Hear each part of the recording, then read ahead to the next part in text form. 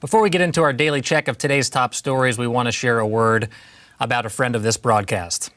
Journalist Michael Hastings died Tuesday in Los Angeles in an early morning car crash. He was 33. Hastings worked outside the conventions of elite media where access is traded for puff pieces. All that mattered to Michael was telling the real story. Nothing was off the record. He never turned a blind eye, and he didn't really care who he pissed off in the course of speaking truth to power. Writing for Rolling Stone, he brought down the man he termed runaway general, Stanley McChrystal, commander of all U.S. and allied forces in Afghanistan. In a very heated and a very public email exchange, he went toe-to-toe with Hillary Clinton's spokesman about what really happened in Benghazi. And on Piers Morgan's primetime TV show, he called out the press for uncritically defending General David Petraeus. Around here, we knew Michael Hastings a bit differently. To some, he was a close friend. To others, a pain in the butt to deal with. He was a frequent guest on HuffPost Live, always being his cantankerous self.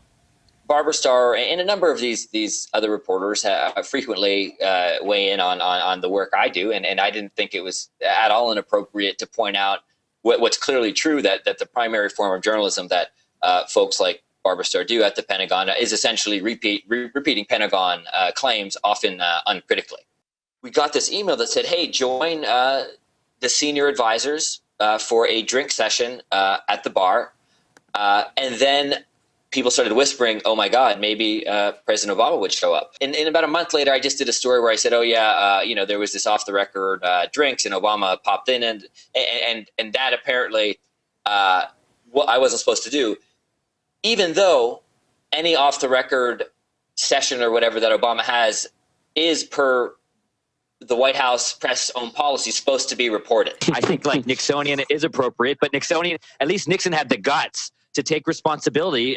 Well, not really, but at least he had the guts to hire some guys with some guts, to go in and do this thing, while Obama and these guys pretend they don't know what's going on. Oh, they're going to have this investigation. They had nothing to do with it. It's such a crock. That they make this big show about top secret classified information, and then they play by these other set of rules wherein they play pretty fast and loose with classified and top secret information, apparently. But this shouldn't be a surprise.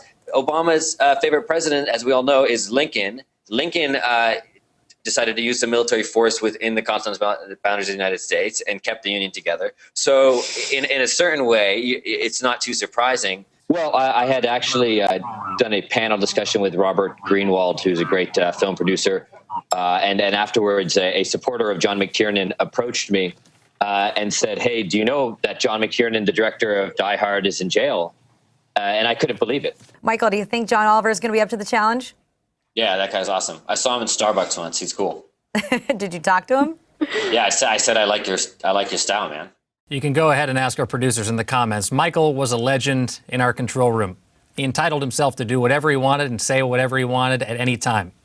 But he gave of his time. He gave generously, from a hotel in Vegas on the 2012 campaign trail or a room in Florida where he was stranded with Team Obama during Hurricane Sandy. Michael appeared on HuffPost Live at least a dozen times by my count. And finally, from his home here in Los Angeles, where he had come to report on the entertainment industry for BuzzFeed.